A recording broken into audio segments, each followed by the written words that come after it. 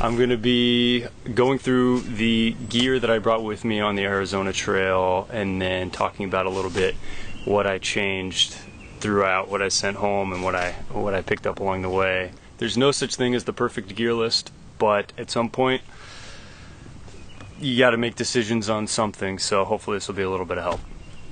Okay, so we'll go through first. Brought some just aluminum trekking poles. I also use these as the supports for my shelter. I carried 2 smart water bottles, with my water filtration being the Sawyer Squeeze, and I just kept both dirty bottles and just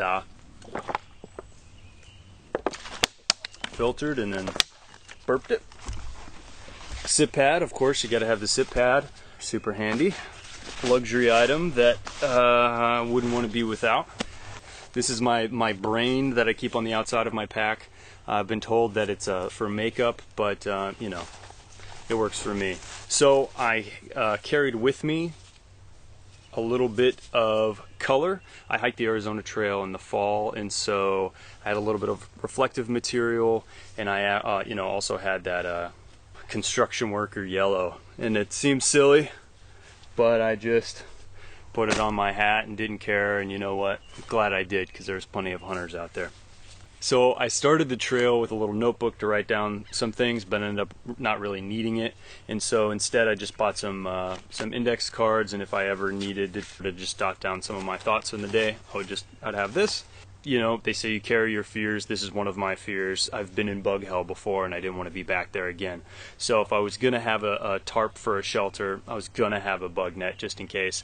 This also doubled as my pre-filter for my squeeze. So a lot of the water sources ended up being, you know, full of cow shit. And I just would pop this right over the dirty bottle. When I was filtering it in, it was a handy thing to have. And I also, in my little ditty bag, kept lighter, chapstick, and sunscreen. Also, on my pack, just kind of show you here, I had a watch with me. Love that. I also strap on a fanny pack that's removable. In here, I kept all of my snacks for the day, my phone, that kind of thing. I use the phone application to navigate the trail, so obviously wanted a battery pack for that. And I didn't start the trail, but I finished the trail with some sunglasses. I'm not a huge sunglasses guy, but I finally bit the bullet and got a pair of sunglasses. Also kept my wallet in there. I didn't know, you know, do I show what I optimally would have in my pack? Then I decided it was just easier to show you literally what I finished the trail with. So I found this shed in the Saguaro National Park. Thought it was super cool. Picked it up, obviously. Weird luxury item, but glad to have it. This is a REI snow stake. I brought this with me, 1 as a trowel and 2 as a tent stake. I know so many people say that a trowel isn't necessary. I found it absolutely necessary to dig appropriate cat holes. Some of that ground was nothing but rocks and rocks and rocks. This is my Sea to Summit poncho tarp. This is absolutely ridiculous. This was my shelter, and it was my poncho, and you know what? It worked. It is, I think, 30D sil nylon. It's not the optimal whatever, but you know what? It's optimally goofy, and at some point nothing's going to be perfect, and you just go forward. I just kept a couple of guy lines for the tarp and my smaller tent stakes in here. And at the very bottom here, I don't have to go into detail about what bathroom bag. I'll leave it at that. All right. These obviously were not the clothes that I brought with me. La Sportiva Wildcats. It's a basic, kind of slightly more rugged trail walker, and they did fine. The tread on the Arizona Trail is amazing. I brought with me a very stylish broadbill cap with a little protection in the back, and if I wanted to look stylish in town, I could always flip that up. Darn Tough socks. Bandana was always with me. I carried with me a cotton poly blend. You can be the judge if you know, you thought it worked well or not. You can see, though it was cooling and wicking with the cotton poly blend, obviously you get real bad lines. You get pretty ugly when you get into town, so that's the trade-off, unfortunately. I always hike in running shorts, and on top, your basic hiking pants. I am so glad I had long pants with me. There's so many times, I mean, the trail is very well maintained, it's awesome, but there's a lot of little, everything wants to just grab your, it just rip you. And you get in some of these areas where you get a lot of cat's claw or a lot of cholla right around the trail, or just brush, and I was really happy to have long pants. I rolled them up probably most of the time, but to be able to roll them down. Also, in the mornings and the evenings, it is cold. Food. I carried a couple of op sacks. It worked okay. I don't know if it was the UV rays or just, they were useless to close by probably the halfway point, if not a little bit later.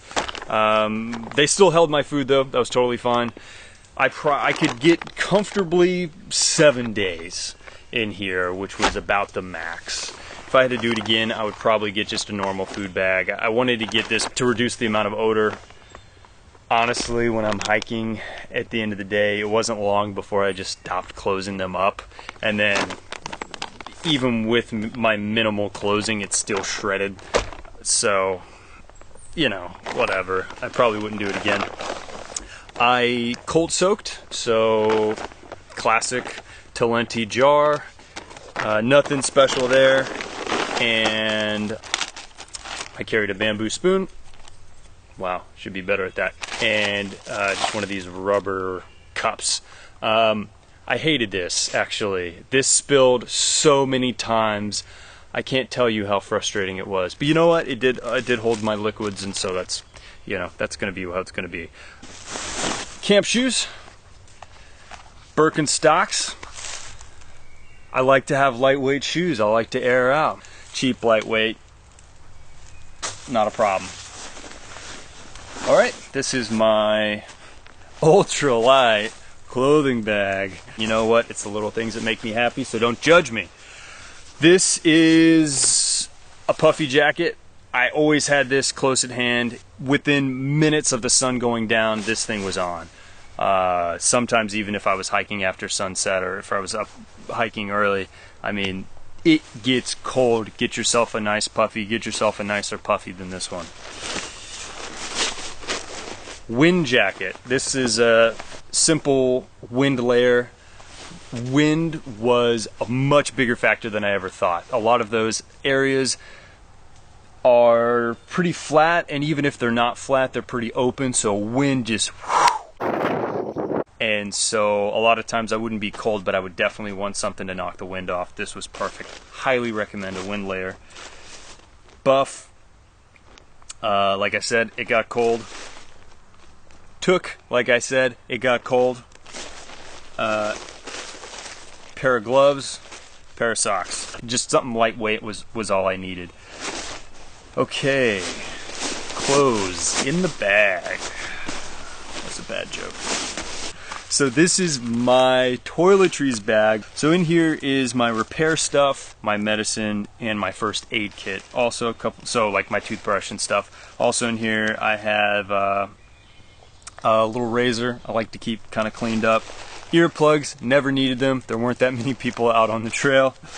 And actually by the end we did carry a little bit of travel shampoo. Some of these showers that are attached to trailer park, campground, whatever, we were glad we had a little bit of shampoo. Usually carry a book with me.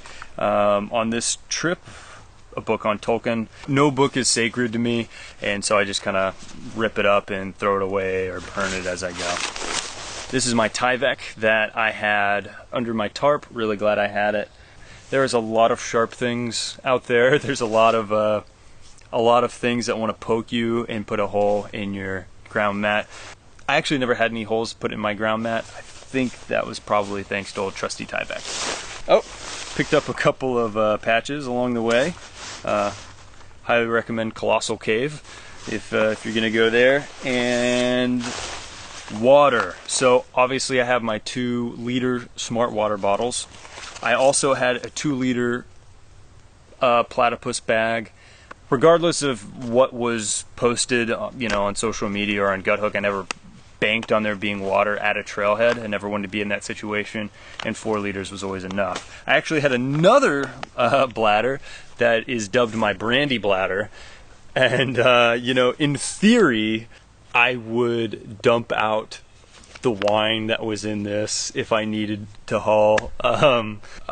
Strangely enough, I never got to the point of needing to pour out my wine for a big water haul. This is actually not the ground mat I used, but I used a Nemo insulated tensor ground mat, but my ground mat is between the trail and now has been compromised, and so I'm using this one, and I use actually just kind of a nylon belt to wrap it up, and was glad I had that when walking around town, because I did lose a little bit of weight and my pants did get a little bit bigger, so I'm glad I actually had the belt with me. Kind of double usage there. At the bottom of my pack, I do the classic trash compactor bag as a big stuff sack for the bottom. I use a sleeping bag liner, super handy to just wash it and keep it clean. I have my sleepers, obviously huge. I have a nylon base layer that I use for camp. Glad I had that. And my sleeping bag. This is my 17-degree down sleeping bag. Oh man, got a little tick on me. So this darker material is waterproof, and the top and bottom is breathable, and that was actually kind of handy because we did get some moisture when we were out there. So I was really glad I had that.